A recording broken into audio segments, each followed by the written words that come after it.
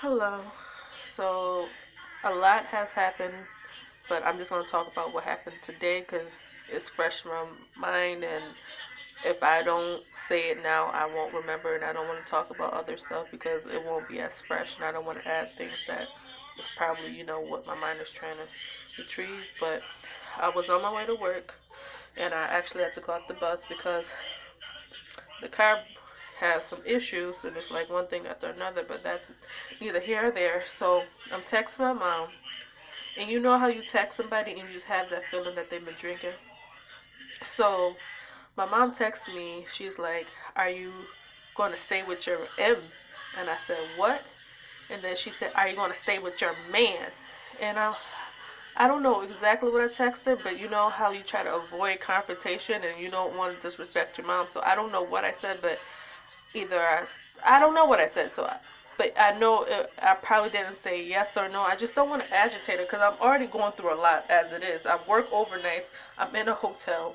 It, and so from there, whatever I said triggered her to cuss me out in a godly way, saying that, "Oh, you see, stop playing with God." Like, and it's frustrating to me because she's like, I told her certain issues that I'm going on, and she's throwing it back, saying that it's me and my relationship. It's him. And then after a while, I it's my fault. I subconsciously let it get to me, and then I attack him instead of me just going to the Bible and reading the Bible. I just, you know, and that's my fault, and that's where I'm just like, I want to leave. I just want to break free. And it's like, I don't even know where I'm going. And it's the reason why I want to leave him is because everybody's telling me to leave him. And the only reason why I want to leave, not because they're telling me, is because I believe that that's what God wants. But I never really sat down and talked to God. And then when I do feel like I end up staying back where, like, with him, and not I don't know, where my mind goes back to, like, to just stay here, it's like I'm doing something wrong. And it's like, it's frustrating. But I have to be honest. Part of it's my fault because I opened the gate or the door for conversation, looking for comfort. Baby, mommy's talking. Go. Looking for, I don't know, just the conversation. And I don't know why it's so hard to have a regular conversation with your mom. Well, you don't have to have all that drama in the midst of it, but I have to realize she's going through her own stuff, and I have to say this. I'm not saying this to be bitter.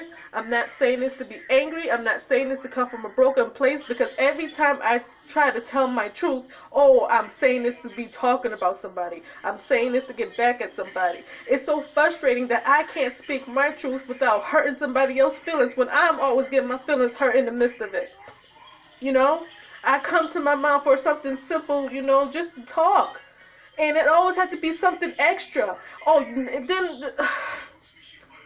then the other day, she, in a nice way, told me, "You need to get home now. You need to get your kids home now." And it's like, I know she was drinking. And I'm guilty of it too. But now I see what my children will have to endure if I don't stop it now. I'm done. I'm done. Because it's disgusting. Just, I'm not blaming her. So I want to make that clear. But it's frustrating when you're going through stuff. And in the midst of it, you got to hear somebody talk to you the way they talk to you, go to church the way they go to church, and claim that they're a changed person, but yet you can still get dogged out in a way that you did before. It's just not as bad because you know what, you're not in their household. But I know the moment I step through, 2 weeks tops, it's going to go right back. I'm going to have to do this. Oh, I'm doing that. My kids are this. And that's one thing I'm not going to do. Yeah, my kids are a little bit, yeah, they're a little bit more stressful to handle. But what I'm not about to do is allow you to allow that brokenness to be transferred onto them. And I'm not saying this to be disrespectful. And it's frustrating because I can't say this the way I want to say this to her because she's going to take it how she's taking it. But I see it.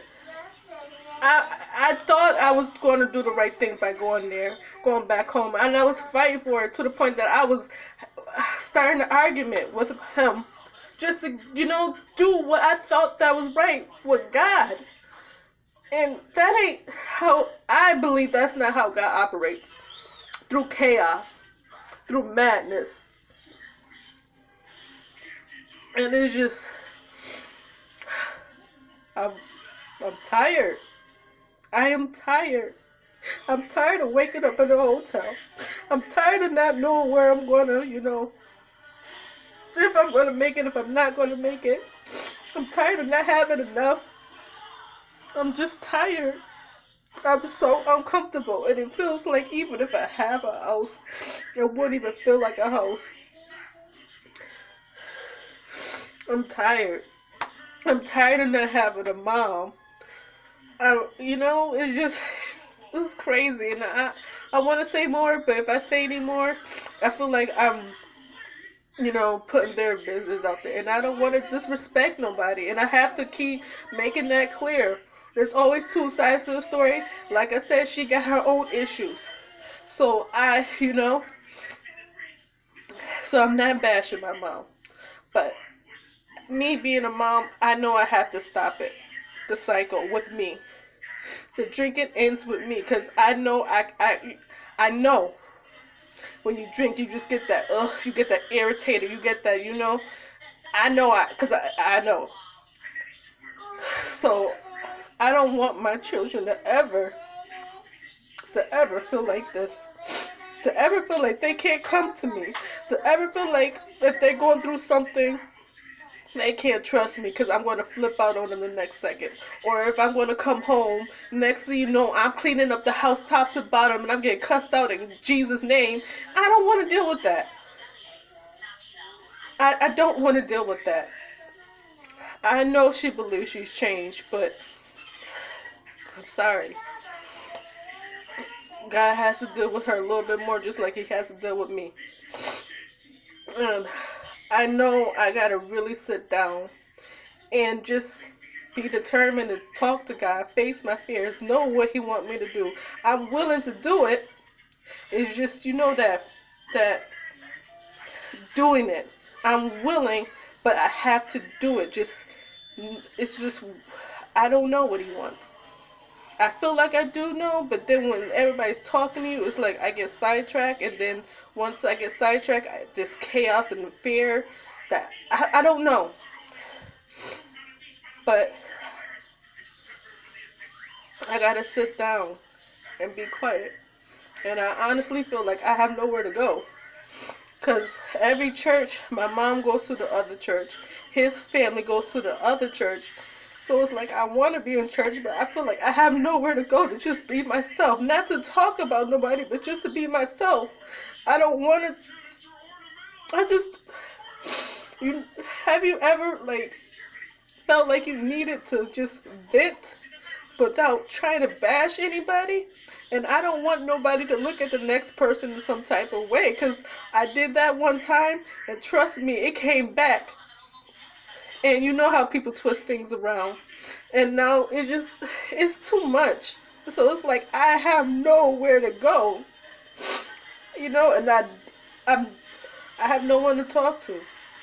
I'm saying that because, yeah, I'm around people, but I know for a fact you just can't talk to anybody. I want to talk to somebody who's probably been there and got over it, got through it, I'm just tired. I'm tired. I know I'm going to get through it. Every obstacle that came my way, I made it through because of God. The feelings, the emotions, man. The hurt, the pain. I'm just tired. But I feel a little bit better that I got that off my chest. But it's just, now what? Just sleep, go to work, and do it all over again. I guess I'll talk to you later.